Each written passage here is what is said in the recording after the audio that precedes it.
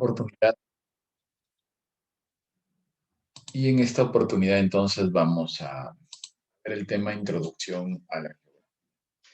De repente en algunos lo tienen, en algunos textos lo tienen como ciencia geográfica o en otros como nociones básicas de la geografía. Al final es lo mismo, ¿ya? Muy bien, entonces, y la palabra geografía deriva de dos vocablos griegos, geo, que significa tierra, y grafein, que significa descripción. Quiere decir entonces que en la antigüedad la geografía era una simple o una mera descripción de la tierra, ¿correcto? Hace muchísimos años antes de Cristo, ¿no? Según la crónica, el que utiliza por primera vez el término geografía fue Aristóteles, y eso se encuentra plasmado en el libro Cielo, ¿no? El libro Cielo de Aristóteles. Bueno, y ya en la actualidad, pues la geografía tiene carácter de ciencia. Repito, en la actualidad, la geografía tiene carácter de ciencia. Es una ciencia binomia, ¿no? Es una ciencia tanto natural como social. ¿Sí? Ciencia natural, ciencia social, ¿correcto? Y todas las ciencias, ustedes lo saben muy bien, ¿sí? Todas las ciencias tienen su objeto de estudio, ¿no? Lógicamente. De la geografía, su objeto de estudio viene a ser las interrelaciones entre el medio ambiente y el hombre viviendo en sociedad. Repito, la interrelación de ambiente y ser humano viviendo en sociedad. ¿Correcto? Cómo influye la naturaleza en nosotros, que definitivamente pues es muy importante, ¿no? Porque gracias a la madre naturaleza nosotros podemos nuestras necesidades y si le damos la vuelta a la torta y nosotros no estamos influyendo adecuadamente, ¿no? En la madre naturaleza estamos provocando muchos problemas debido a la avaricia, debido a la ambición, ¿no? Entonces, en estos momentos hay muchos problemas a nivel mundial en el aspecto ambiental, como por ejemplo el calentamiento global, como por ejemplo la destrucción de la capa de ozono y otros, ¿no? Que nosotros lo hemos generado. La geografía y nos va a ir dando pautas en distintos temas para tomar una conciencia ambiental, para ser más cuidadosos, para ser más, eh, digamos, criteriosos, ¿no? Al momento de actuar aquí donde nos encontramos, ¿no? Bien, entonces, como les estaba comentando, la geografía y en la antigüedad era una mera descripción de la Tierra y actualmente es una ciencia. Entonces, ¿qué quiere decir? Que la geografía ha pasado, ¿no? Por un proceso evolutivo. Vamos viendo eso de la evolución de la geografía, entonces. Evolución de la geografía. Utilizando las edades, mira, de la historia universal, visión eurocentrista, edad antigua, media, moderna y contemporánea. La edad antigua, no olviden que se inició con la invención de la escritura, ¿no? Estamos hablando de 3.500 años antes de Cristo y concluye con la caída de Roma Occidente, año 476 de nuestra era, ¿cierto? Listo. Entonces, en la Edad Antigua florecieron culturas muy representativas, ¿no? Como por ejemplo los griegos, los romanos. Los griegos fueron los que se dividieron en ciudades-estado, ¿no? Cada ciudad-estado tenía su peculiaridad, pero hubieron dos que destacaron, ¿no? Los espartanos y los atenienses, ¿no? Y fueron justamente los atenienses, las autoridades allá en Atenas, que dieron libertad de expresión, ¿no? Y eso fue genial porque daban una gran cantidad de estudiosos, ¿no? A dar a conocer lo que pensaban, ¿no? Allá en Atenas, ¿no? Por eso de ahí viene eso de que Atenas le dicen la cuna del conocimiento, ¿no? Entonces allá en Atenas aparece, por ejemplo, aparece el señor Anaximandro, ¿no? Catalogado como el padre de la cartografía antigua. Ahí está, Anaximandro, el padre de la cartografía antigua. Anaximandro fue el que estructura el primer mapa de nuestro planeta. Repito, Anaximandro elaboró el primer mapa de nuestro planeta. ¿Ah? Claro que un mapa incipiente, pues tampoco vayan a pensar, el planisferio. No, no, no. El primer mapa fue llamado Acadio y solamente Anaximandro representó parte de Europa y parte de Asia. ¿Correcto? Parte de Europa y parte de Asia. ¿Ya? Entonces de ahí viene que es el padre de la cartografía antigua. Ustedes saben, porque en el colegio no han llevado eso, quién es el padre de la historia, también de repente saben quién es el padre de la medicina, obviamente que saben, ¿no? El padre de la medicina. Y de repente por ahí no saben quién es el padre de la geografía. Acá te lo presento. El padre de la geografía, Hecateo. Hecateo de Mileto. Sí, ahora, ¿por qué Hecateo es reconocido como el padre de la geografía? El padre de la geografía. Porque escribe el primer libro estrictamente geográfico llamado Los Viajes. ¿Ya? Repito, Hecateo escribe el primer libro estrictamente geográfico titulado Los Viajes. Y en ese libro, Hecateo da a conocer la primera gran descripción de la Tierra, rehizo el mapa de Anaximandro, lo mejora, claro, porque Anaximandro y digamos que representó el mapa solamente lo que él conoció, pues, ¿no? Pero Hecateo había conocido lugares que Anaximandro no los tuvo en cuenta. Entonces, por eso Hecateo perfecciona el mapa de... ¿ya? Todo eso está plasmado en su libro Los Viajes.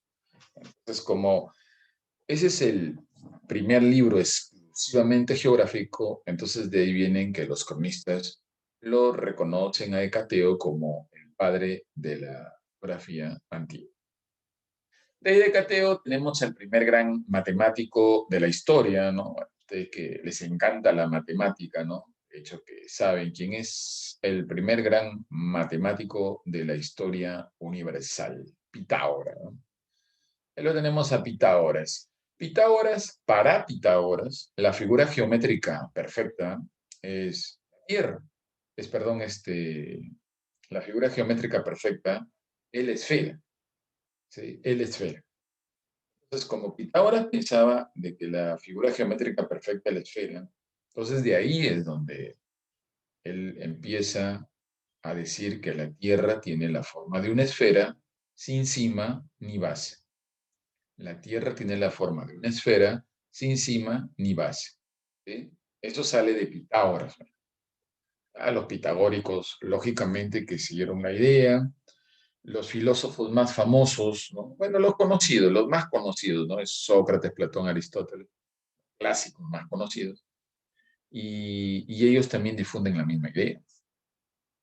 Cuando uno lee, por ejemplo, el libro de Platón llamado La República, de repente lo han leído, y Platón ahí describe una tierra esférica. Repito, Platón en el libro La República, Platón describe una tierra esférica. ¿Sí? Y el discípulo más importante de Platón, que fue Aristóteles, igualito. Aristóteles también hablaba de que la tierra tiene la forma de una esfera. Y es más, Aristóteles presentó una prueba de la forma esférica de la tierra. Aristóteles decía, no se pueden ver las mismas estrellas a grandes distancias. ¿Sí? Si la Tierra fuera plana, muy posible que lo observaríamos, decía él. Pero la Tierra no puede ser plana. Entonces, como la Tierra no es plana, entonces no podemos observar las mismas estrellas a grandes distancias. Aristóteles. ¿Sí? Aristóteles. Aristóteles y también propone un modelo, el modelo geocéntrico. ¿Sí? O sea, Aristóteles, el centro del universo era la Tierra, la idea que él tenía. ¿Ah? Y como les había comentado hace un momento atrás, que Aristóteles utiliza por primera vez la palabra geografía. Y eso está plasmado en otro de sus libros, ¿no? Llamado Cielo. Muy bien, ahí lo tenemos entonces a Aristóteles. Por acá vamos con Eratóstenes, el padre de la geodesia. ¿Por qué le dicen el padre de la geodesia? Bueno, en primer lugar, ¿qué es la geodesia? La geodesia es una ciencia que se encarga de estudiar las verdaderas dimensiones de la Tierra. ¿Correcto? Repito, ¿eh? La geodesia se encarga de estudiar las verdaderas dimensiones de la Tierra. O sea, medidas de la Tierra, ¿no? Medidas de la Tierra a partir de 25 kilómetros para adelante. ¿Correcto? 25 kilómetros para adelante. ¿No? Y ahí entonces aparece el maestro Eratóstenes, profesor, y si en aquellas épocas, muchísimos años antes de Cristo, la época de los griegos, ¿no? Y si no había pues tecnología como hay hoy, ¿no? Para poder calcular más fácil esto, ¿cómo hizo Eratóstenes? Bueno, Eratóstenes utilizó cálculos matemáticos empíricos plasmado en su libro Tratado de Geografía General, ¿sí? Eratóstenes llegó a la conclusión de que la circunferencia ecuatorial de la Tierra equivale a 38.500 kilómetros. Sombras que forma la luz del sol, ¿no? En unos pozos, un pozo en Alejandría, el otro pozo en Siena, Alejandría, Egipto, Siena, Italia. Y con esas sombras él armó ángulos, de ahí llegó a una conclusión numérica, por un lado, por otro lado, otra conclusión numérica de esas sombras en los pozos, multiplica y llegó a 38.500 kilómetros. Entonces, más adelante, ¿no? Los cronistas sí recogen, ¿no? La información, porque Eratóstenes tiene varios libros publicados. El libro más conocido, Tratado de Geografía General. Entonces, ahí es donde se enteran los cronistas, pues, ¿no? Que él decía que la circunferencia de todo el planeta equivale a 38 kilómetros. Entonces, de ahí viene, ¿no? Es el que estuvo más cerca. Y la circunferencia de la Tierra equivale a 40.076 kilómetros. ¿Sí? Entonces, estuvo más cerca, y de ahí viene que le dicen el padre de la geodesia. Lógicamente que hubo otros geógrafos, bueno, que también trataron, ¿no? De hacer cálculos del tamaño de la Tierra, pero no acertaron o no estuvieron tan cerca, ¿no? De la realidad. Pero este señor sí. Entonces de ahí viene, ¿ah? Eso del padre de la geodesia. En un examen vino geógrafo de la antigüedad que logró calcular el tamaño de la Tierra. Respuesta correcta, respuesta de 4 puntos, era todo. O te pueden preguntar, ¿no? Geógrafo de la antigüedad que utilizando cálculos matemáticos empíricos logró eh, calcular la circunferencia ecuatorial de la Tierra. Circunferencia ecuatorial de la Tierra. Eratóstenes. Mide por primera vez un meridiano, sentó las bases también para la elaboración del primer mapa mundi, mapa con meridianos y con paralelos. Eratóstenes, un gran cartógrafo también. Ahí lo tenemos a este maestro Eratóstenes. Por otro lado, Estrabón. Estrabón escribe una enciclopedia titulada Geografía, y en esa enciclopedia Estrabón decía que si un cazador quería tener éxito en la caza, primero tenía que conocer bien la región donde iba a practicar esa actividad. Conoce bien el lugar donde radica, donde vives, ¿no? Y si no conoces un lugar donde vas a ir por primera vez a desarrollar una actividad, entonces sería que primero vayas a hacer un sondeo, digamos, ¿no? Un reconocimiento de la cancha. ¿Ah? Eso recomendaba Estrabón. A los generales de los ejércitos, por ejemplo, ¿no? Les decía, si tú quieres atacar al ejército enemigo, entonces tienes que ver bien en qué zona. ¿Sí? Sondea primero, reconoce la zona para que cuando vayas a atacar, ¿sí? Y no tengas problemas, ¿correcto? En cara al enemigo. Si eres un aventurero, ¿no? Y te gusta acampar, antes de acampar, primero sondea, reconoce la zona y de ahí acampa. Ahora, mira, eso nosotros, claro, eso ya es para su contexto, ¿no? Pero ahora nosotros podemos y rescatar eso, ¿no? De conoce bien el lugar donde vives para que tengas éxito en tus actividades. En el caso de nosotros, mira, hay varios trujillanos que no conocen Trujillo. Sí, repito, hay varios trujillanos que no conocen Trujillo. O sea, piensan que porque conocen la Plaza de Armas y el Mall, ya son trujillanazos. Disque, ¿no? Así es. Y tú les preguntas a esos trujillanazos, ¿sí? Y me puedes indicar dónde está la casona Mayorazgo de Facalá. Te van a decir, ¿qué? Eso no está en Trujillo, te van a decir. La casona Iturregui, Calonja, Calonge Urquiaga, Canosa Chopité, Orbegoso, Emancipación Iturregui, Casa de la Identidad Regional. Te van a decir, ¿dónde estará eso? El Museo de la Moneda, del Juguete, de las Catacumbas, arqueológico, zoológico, todo está en el centro histórico de Trujillo. Todo lo que acabo de mencionar está en el centro histórico de Trujillo y son lugares turísticos. Bueno, la mayoría, no todos, son turísticos. Y tú, no, que ni enterados hasta que existe eso en el centro histórico de nuestra ciudad.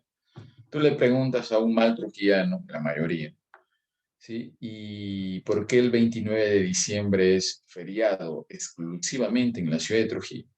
¿Sabes qué te responden? Porque se conmemora la fundación de la ciudad, te dice. Es una vergüenza, ¿no?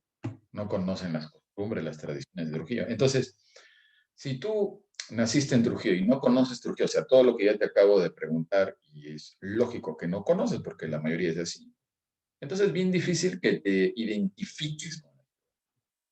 Entonces, si tú no conoces, no te identificas, y si no te identificas, no quieres el lugar. Por eso tú sales a la calle y te das cuenta que hay un montón de trujillanos, entre comillas, que tragan algo y lanzan por ahí su basura en cualquier lugar, ¿no? Entonces, no hay identidad. El nivel cultural es bajo, ¿sí? Entonces, eso tú en otros lugares no ves, porque en otros lugares, pues, y la gente conoce bien el lugar donde vive, se identifica, lo quiere, ¿no? Aparte, claro, ¿no? El nivel cultural es distinto, ¿no? Entonces, pasa la pandemia algún día, ¿no? Y al toque pagas tu City Tour, ¿no? Primero empiezas conociendo Trujillo, lógico. No conoces el centro histórico de Trujillo, hay muchos lugares por conocer. Estrabón, entonces, el maestro, ¿no? Estrabón, conoce bien el lugar donde vives. Hiparco de Nicea. Hiparco es catalogado uno de los grandes astrónomos de la antigüedad. Elaboró un catálogo estelar que estuvo conformada por 850 estrellas. 850 estrellas. Y lo dividió en 6 magnitudes. Hiparco también elabora las coordenadas. Establece las coordenadas geográficas, latitud, longitud.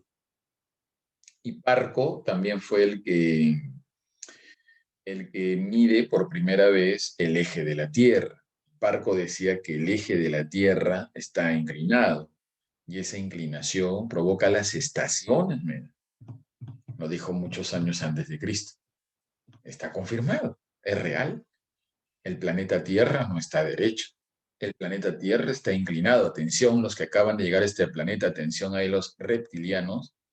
El planeta Tierra está inclinado 23 grados 27 minutos y eso provoca las estaciones. Es totalmente cierto, ¿sí? Y también la inversión de las estaciones, ¿no? Producto de la traslación. El día de hoy estamos iniciando una estación. El día de hoy empezamos oficialmente el invierno, 21 de junio. Ubícate, estamos en invierno ya. Ahora sí, ya saca tu frazada tigre, ya, ahora sí. Y el invierno hasta el 22 de septiembre. Hasta el 22 de septiembre. Ah, porque el 23 ya sabes que empieza la prima. Mira. Pero si nosotros, miren, en el hemisferio sur, hoy empezamos el invierno, ¿qué empiezan los del hemisferio norte? Norteamérica, Europa, Asia. Ellos empiezan el verano. Así es. Acuérdate más adelante cuando viajes, ¿no? A Europa, a Norteamérica, a estudiar tu maestría, tu doctorado, te vas a ir. Entonces, y siempre es invertido, ¿no? Si acá hace frío, te vas a Europa, ya está haciendo calor. Si acá hace calor, en Europa está haciendo frío, Norteamérica.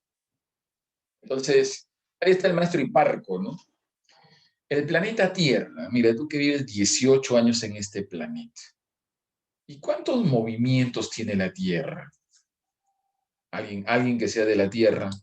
¿Cuántos movimientos tiene exactamente este planeta? Número. Pon ahí el número. Y no son dos, ¿eh? Ni tres, ni cuatro. Ya, pon ahí el número.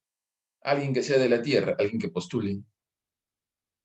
¿Cuántos movimientos exactamente? Muy bien, ya lo pusieron ahí en el chat privado, correcto, excelente, excelente ahí. Ya lo pusieron en el chat privado.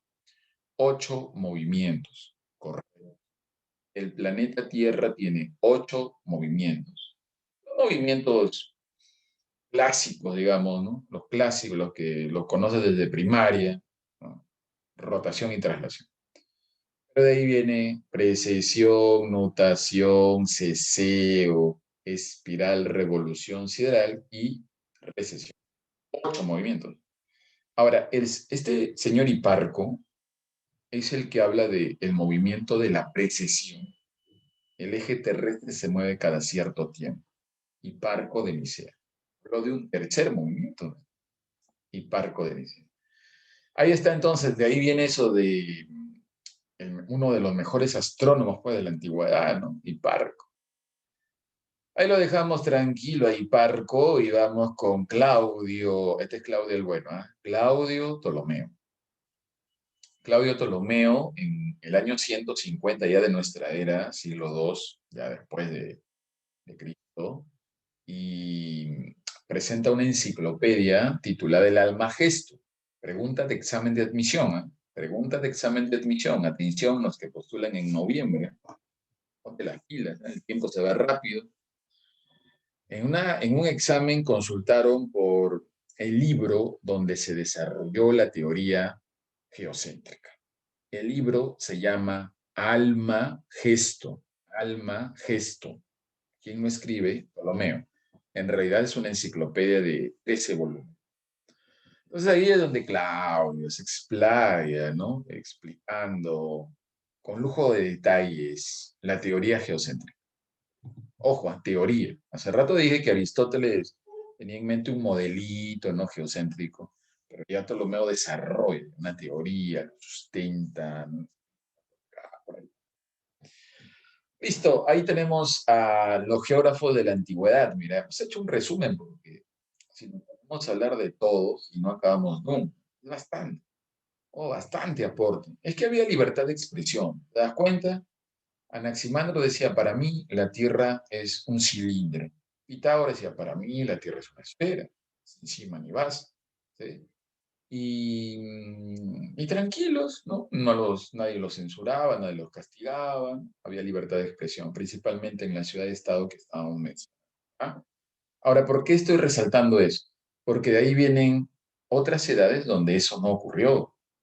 En otras épocas de la historia allá en Europa, ¿sí? Y había limitaciones y no había libertad de expresión.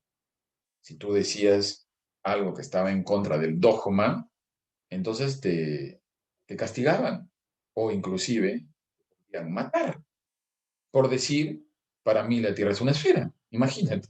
Eso pasó en otras edades, ¿no? No en la Edad Antigua.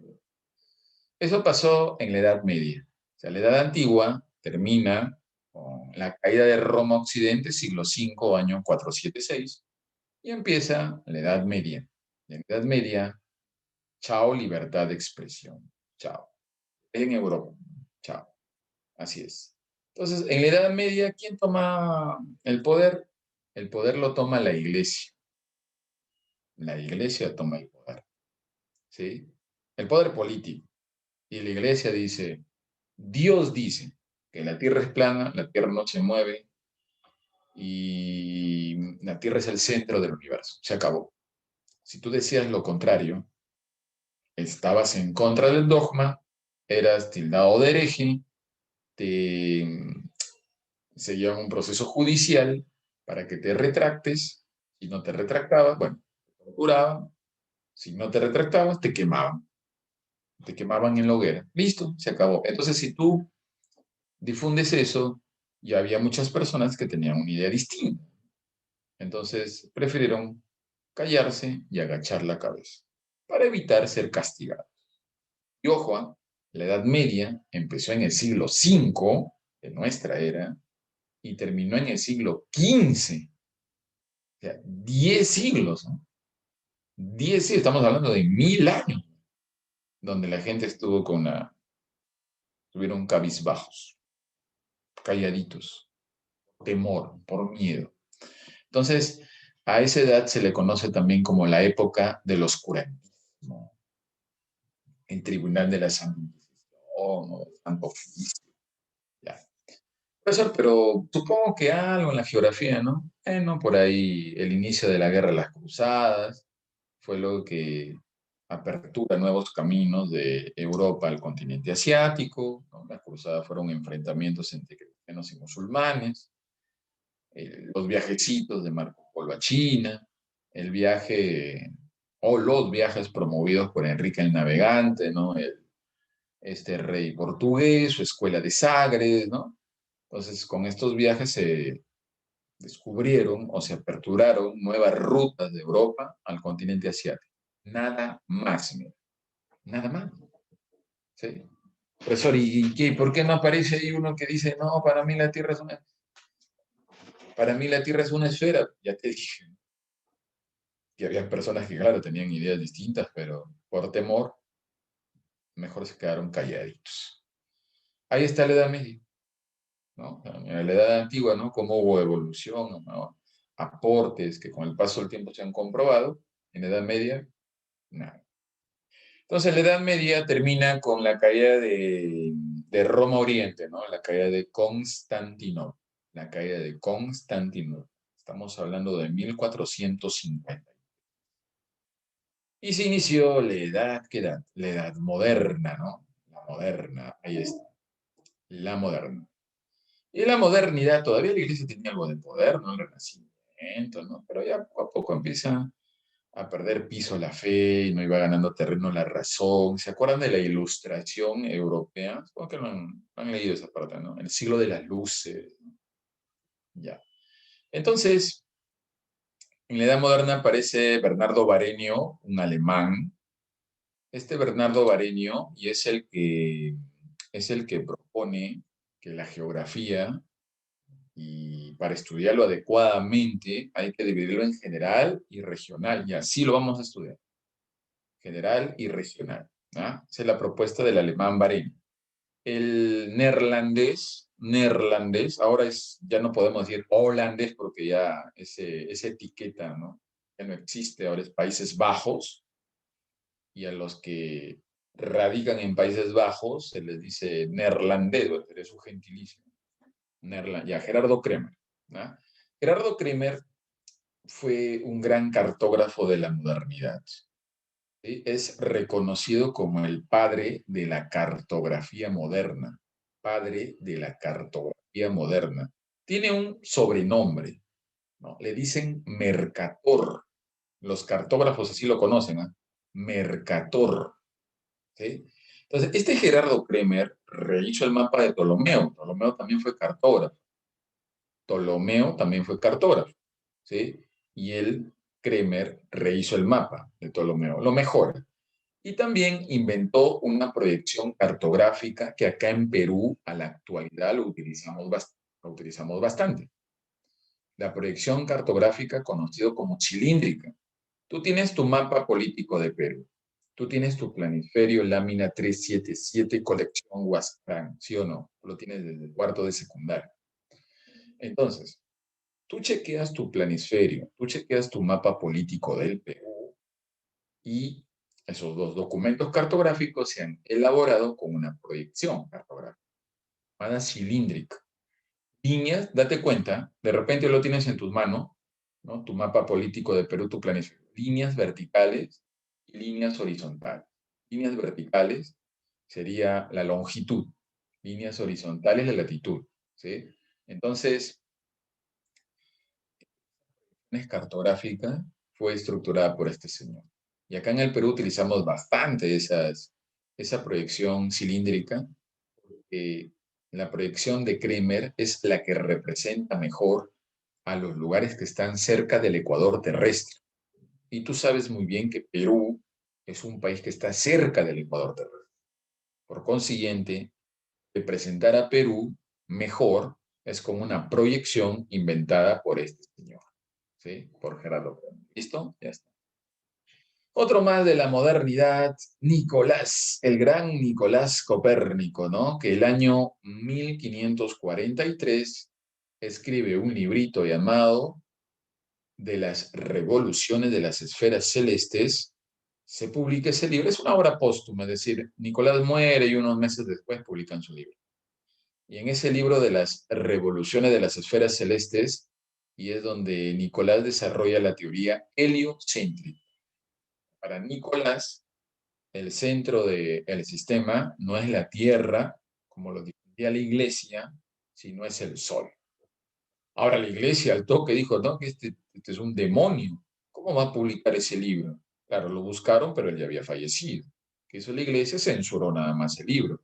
Pero el libro llegó a manos de un tal Johannes Kepler, llegó a manos de un tal Galileo Galilei, ¿sí? Que lógicamente cuando leyeron el libro y se hicieron al toque fans de Nicolás, eran hinchas de Nicolás, estaban de acuerdo con la propuesta de Nicolás. Claro, Galileo y Kepler pues eran otros estudiosos, ¿no? Y, y, y siguieron, ¿no? La ruta dejada por Copérnico, sino que Kepler y Galileo corrigen ciertos errores que cometió Nicolás al momento de explicar la teoría heliocéntrica. Es más, Galileo Galilei, de repente lo han leído, estuvo a punto de ser asesinado, ¿no? Por la iglesia por decir que la Tierra se mueve. O sea, ¿te imaginas? Galileo decía, la Tierra se mueve y por eso casi lo quema, ¿no? Por eso casi lo queman. Claro, al final Galileo se ah, no, me equivoqué, no, sí. Estaba mal, ¿no? Ya, ándate, no. Lo dejaron libre. Pero hubo otro filósofo, y de repente lo han leído, que decía que las estrellas se mueven y por eso lo quemaron. Lo mataron. No se retractó, claro. No es que también, no es que tú decías, no, cosas en contra del dogma y al toque te mataban, no, sino que te torturaban para que te retractes, ¿no? ¿No? Pero este señor lo torturaron para que se retracte y no se retractó. Dijo, no, las estrellas se mueven. El Sol es el centro del sistema donde vivimos. ¿Sí? Defendía también a Copérnico. Y no se retractó y lo quemaron vivo. Es más conocido en filosofía. De repente lo han leído. Filósofo que lo queman en la hoguera por sus ideas en contra de la iglesia. ¿Sí? ¿Te acuerdas el nombre de ese filósofo? ¿Alguien? Correcto, muy bien, ya me dieron ahí la respuesta en el chat privado. Giordano Bruno. Giordano Bruno. Es más, un papa y pidió disculpas por eso, ¿no? Pero ¿sabes qué año? Esto ocurrió, mira, estamos hablando siglo XVII por ahí, ¿no? Y el papa pide disculpas en el siglo XX. Fue el papa Juan Pablo II que pidió disculpas, ¿no? Por la que cometió la iglesia en una determinada. Claro. Entonces, eso ocurría mira, en la modernidad todavía, ¿no? O sea, todavía no había, pues, ¿no? Una libertad de expresión como la que hoy gozamos, ¿no? La Edad Moderna termina con la toma de la Bastilla, la Revolución Francesa, en 1789. Y empieza la Edad Contemporánea. Y en la Edad Contemporánea aparece la escuela alemana, representada por un tal Alexander von Humboldt. ¿Qué tal? ¿Sí? Profesor, ¿qué? ¿No es peruano? No, alemán. Sino que acá en Perú suena, ¿sí o no? Humboldt, calle Humboldt, parque Humboldt, hay instituciones educativas Humboldt, ¿no? Hay un pingüino, Humboldt, hay una corriente marina, Humboldt. Profesor, pues, más parece peruano, ¿no? Humboldt por todos lados. Lo que pasa es que Alexander von Humboldt, este alemán, estuvo acá en Perú bastante tiempo, estudiando la flora, la fauna, la geografía de nuestro país, ¿sí? La corriente marina más importante de Perú es la corriente marina peruana. Ese es el nombre oficial, sino que de cariño le decimos la corriente de Humboldt, de cariño. ¿Por qué? Porque Alexander von Humboldt fue prácticamente el primero en registrar la temperatura de las aguas del mar peruano, llegando a la conclusión de que el mar peruano es predominantemente agua fría. Entonces de ahí viene, ¿no? Que de cariño es corriente de jugo. Cuando has visitado las islas Guañape, acá frente a Virú, o de repente has visitado las Islas Ballestas frente a Ica, ¿sí? Y ahí te presentaron a los pingüinos de Humboldt, ¿no? Claro, el señor estudió a esas especies faunísticas, ¿no? Llevó guano a Europa para que lo estudien. El guano de las islas. Fue él el que lo lleva a Europa para que le hagan ahí su chequeo. Chequearon, conclusión, el excremento de los peruanos, perdón, el excremento de las aves guaneras del Perú tienen un buen potencial como fertilizante de los campos de cultivo. Y a esa hora empezaron a pedir excremento peruano, ¿sí? En toneladas. Vendíamos guano de islas a los europeos en grandes cantidades. Primer recurso natural de exportación de Perú, el guano de las islas. Estamos hablando de 1845, ahí, ¿no? Claro. El periodo de la prosperidad falaz, ¿se acuerdan? Ya. Humboldt estuvo de por medio. Entonces, un gran, un gran estudioso, Alexander von Humboldt, fue el que utiliza por primera vez o relaciona por primera vez lo físico con lo orgánico. Por eso le dicen el padre de la geografía física. Publica un librito que lleva como título Cosmos. Pregunta examen, otra. De repente lo tienes en tu biblioteca personal. Tú debes tener una buena biblioteca. Entonces, en el librito Cosmos, Humboldt recomienda introducir un método científico a la geografía llamado causalidad. ¿Sí? Entonces, con el paso del tiempo, se acepta eso y por eso, gracias a este señor, hoy la geografía tiene carácter de ciencia. Es catalogado como el verdadero fundador de la geografía científica. ¿Qué tal? Alexander von Humboldt. Su paisano, Carlos Ritter, el precursor de la geografía general, no se quedó atrás. También publicó un libro, Geografía Universal Comparada, donde también recomendó introducir un método científico a la geografía, llamado analogía. Prácticamente fueron simultáneos, ¿no? Digamos, la recomendación. Entonces, por eso a Ritter también se lo considera como otro fundador de la geografía científica. No eran ambos alemanes, sino que Humboldt era más una persona que le gustaba estudiar la geografía en el campo. En cambio, Ritter era más de oficina, de biblioteca, más político también. Allá en Alemania es más conocido Ritter que Humboldt. ¿Sí? En Alemania suena Ritter. Nosotros acá, pues Ritter. Acá en Perú suena Humboldt. Ahí está entonces estos señores representantes de la escuela alemana, gracias a estos dos señores, y hoy la geografía tiene carácter de ciencia, mira. ¿Sí? Gracias a estos dos señores, ¿no? Humboldt y, para algunos, mira, la geografía y es la madre de todas las ciencias. Curioso, ¿no? Que acá en el Perú, la madre de todas las ciencias y en la educación básica regular, para que entiendas, el colegio, y no se lleva como, digamos, un curso, una materia, no se lo lleva como un área ahí de ciencias sociales donde hay una mazamorra, ¿no? Historia, geografía, economía y geografía creo que estudian 2 temas al año, siendo el Perú un país que se presta al estudio de la geografía por la variedad geomorfológica, la variedad climática, la variedad de recursos naturales, el mar más rico del mundo, es nuestro mar. Y sin embargo, aquí en Perú, en la malla curricular de la educación básica regular, prácticamente, ¿no? Así estamos en Perú, aunque en Perú no llama la atención, ¿no? Es una descontextualización, ¿no? En la educación acá en el Perú está todo, es paradójico. Bien, ahí está entonces, ¿no? Desde ser una disciplina a una ciencia, ¿no? La geografía. Listo, vamos ahora sí ¿con qué? Con la división, ¿no? De la geografía. Dejamos ahí la evolución, vamos con la división. Teniendo en cuenta la propuesta de Bernardo Bareño, ¿no? La geografía se divide en general y regional. La general se subdivide en geografía física y geografía humana. ¿Por qué física? Porque la mano mañosa del ser humano no ha intervenido. Y ahí está la geomorfología, edafología, espeleología, hidrografía, meteorología y biogeografía. Y la geografía humana, ahí está la geografía social, política, económica, cultural, histórica. También está geografía matemática. Existe geografía matemática. ¿Sí? Y la geografía regional te va a estudiar pues hechos ya en partes pequeñas, ¿no? De la Tierra.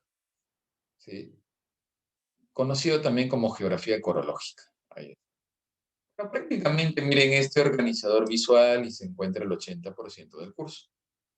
Prácticamente. En el examen de diciembre del año pasado, el primer examen virtual, el primer examen, perdón, en pandemia, ¿no? En pandemia, claro. Los exámenes en la nacional son presenciales. Virtualidad, olvídate eso. En la nacional de Trujillo no va a existir examen virtual. Está difícil eso por el mundo. ¿Ya? Entonces, en el examen presencial del año pasado, en plena pandemia, y vino una preguntita que decía, ¿cómo se llaman los elementos que determinan la existencia de la atmósfera? Eso de atmósfera, por ejemplo, es del tema meteorología. ¿Ya? De ahí es atmósfera. Quiere decir que cada una de estas disciplinas, mira que estamos viendo ahí, vamos a tener que desmenuzar, ¿no? Claro. En meteorología estudiamos atmósfera, clima, vientos, fenómenos atmosféricos, tiempo meteorológico, ¿no? Hidrografía, ríos, lagos, lagunas, océanos, mares, cataratas, cascadas, ¿no? Que tenemos que desmembrar, así es. O dar detalles. Listo. Vamos avanzando ¿con qué? Vamos avanzando con la geografía general. Vamos, un poquito más de datos. Geografía general o sistémica, o sistemática, como quieras. Su precursor, su defensor es Carlos Ritter, el alemán. Dentro de la geografía general o sistemática se encuentra la geografía física o ambiental y también la geografía humana, no te olvides. El padre de la geografía física es Alexander von Humboldt, ¿sí? Y que estudia la geografía física, el medio natural del entorno físico. Dentro de la geografía física tenemos, por ejemplo, a la geomorfología. Geo, tierra, morfología, formas. Entonces, ¿qué estudia la geomorfología? Las diversas formas del relieve terrestre. Ejemplo, tablazo, un valle, un desierto, meseta, una pampa, una depresión tectónica, ¿sí? Una estribación andina, un paso o abra, una gran cantidad de accidentes geográficos. Península, ¿por qué no? Una bahía. ¿Ya? Acá hemos puesto 4, ¿no? Tablazos. Mira, ya que no conoces el Perú, aunque sea, conócelo en foto. ¿Ya? Aquí está el tablazo de Máncora. Este es el tablazo de Máncora. Profesor, es un cerrito, ¿qué tablazo? Un cerrito tiene características distintas a un tablazo. Todos los tablazos, atención, atención, tablazos, todos los tablazos están cerca del mar. Muchos de ellos están frente al mar, ¿sí? Y están elevándose. Repito, ¿eh? Los tablazos se elevan 25 centímetros cada 100 años. ¿Eso es un cerro? No. El cerro, al contrario, ¿no? El cerro, producto de la erosión, hasta que disminuye la altitud. ¿Sí? Entonces, los tablazos de la costa es una geoforma bien peculiar, bien peculiar. El que estamos viendo ahí es Máncora, de ahí en Piura está también La Brea, Pariña, Restín, en Tumbes está Zorritos, en Lima está la Tablada del Urín, de repente conoce. En Ica, el Gran Tablazo de Ica. Hay varios, ¿no? Hay varios. ¿Sí? Y ojo, un detalle importante, atención los que acaban de llegar a Perú, un detalle importante. Los tablazos, la mayoría de tablazos de Piura, tienen petróleo. Tú de repente has leído, ¿no? Capital del oro negro del Perú, Talara Piura. ¿Sí? Entonces tú te vas a talar a Piura y ahí full petróleo en sus tablas. Así es. Profesor, en ese tablazo de Máncora hay petróleo. No, ahí no hay. En el de Máncora no, pero te vas al tablazo de La Brea, Pariña, Restín, el Alto, los órganos, ahí sí hay. Y en el tablazo de Tumbes también, se llama tablazo de Zorritos. También hay petróleo ahí. Profesor, ¿y el de Lima no tiene. O sea, Lima tiene tablazo, sí, pero no hay petróleo. Y en Ica también hay tablazo, pero no hay petróleo. ¿Ya? Entonces, no confundir. Una cosa es un tablazo, otra cosa es un cerrito, una lomita. No es lo mismo. Estamos viendo ahí tablazo. ¿Por qué? Porque se está elevando producto de las fuerzas internas de la Tierra en esa zona. Otra más, este es un valle aluvial. Los valles aluviales se forman producto de la depositación del material de los ríos. Los ríos vienen de la parte alta, acarrean material y lo depositan en la parte baja, donde depositan ese material y la tierra queda muy fértil y tú puedes sembrar. El valle que estás viendo ahí se llama Chira, Valle Chira, está en Piura. Ahí se siembra algodón pima, se siembra lo que te agrada, el limón, y lo que te fascina, los mangos. Se siembra ahí, en ese valle, bastante, ¿eh? Bastante. Ahora, ¿y en qué valle vivimos nosotros? ¿Alguien? Acá Trujillo. Trujillo está ubicado en un valle. No es el Valle Chicamo, no es el Valle Virú, no es el Valle Jequetepe. Entonces, ¿cómo se llama el valle donde está Trujillo? Alguien que sea trujillano, algún trujillano que me diga el nombre del valle donde está Trujillo y distritos. ¿Cómo se llama el valle aluvial donde se ubica Trujillo? No es Chicama, no es Virú, no es Jequetepeque. Entonces, ¿qué valle es? Alguien que sea de Trujillo de casualidad. Valle donde se ubica Trujillo. Ya, por ahí me están poniendo respuestas en el chat privado. Ya, Valle del Cauca. ¿Qué tienes? Cauca está en Cauca. Como Colombia. Ah, no hay valle. Ah, no vivimos en un valle. Entonces, ¿dónde vivimos? Muy bien, sí, hay varios ahí que me estaban poniendo. Ahí está, ya te falta una palabra nomás ahí, para que lo completes bien para el valle. Ya, ahí está, prendieron su micro, activaron su micro, quieren participar. Ya, escuchamos.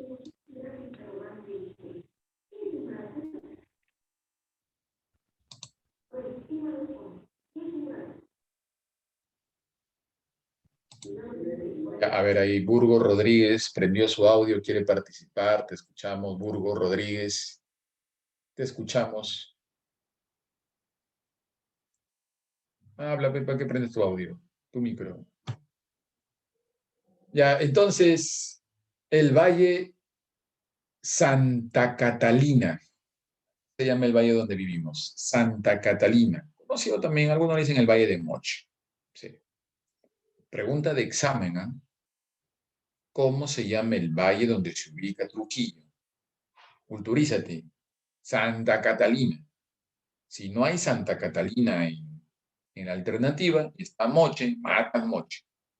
Por eso, si están los dos, marca Santa Catalina. Ya, listo. Entonces, ya ves, imagínate, ¿cuántos años viviendo en Trujillo y ni sabes cómo se llama el valle donde está Trujillo? Ah, bueno, al fin te enteraste después de 18 años. Ya, este de acá es el desierto. El desierto es una llanura sin material aluvial. Tú llevas agua al desierto y no pasa nada. ¿Ya? No pasa nada. O sea, no puedes sembrar porque no tienen material idóneo para sembrar. ¿Correcto? Ya está. Este es el desierto de Sechura en el departamento de... Y la meseta, esta es la meseta del Collao. La meseta es una llanura en la zona andina. Tú conoces la zona andina, ¿no? Tú conoces Chongoyape, ya que eres de Chiclayo, entonces has ido a Chongoyape varias veces, ¿no? O has ido acá a Huamancaca, ¿no? Entonces, cuando ustedes han ido a la zona andina y se han dado cuenta que es altos y bajos, bien difícil ver una pampa, ¿no? En la zona andina. Esa pampa El nombre técnico es meseta. La fotografía que estamos viendo ahí es la meseta del Collao. Collao, la meseta más extensa del Perú. Collao, está en Puno. Está en Puno, ¿eh? Muy bien, de repente tienen alguna duda, alguna inquietud, pueden consultar. Si tienen alguna duda, alguna inquietud, repito, pueden consultar. Si no, ya el día de mañana cerramos este tema.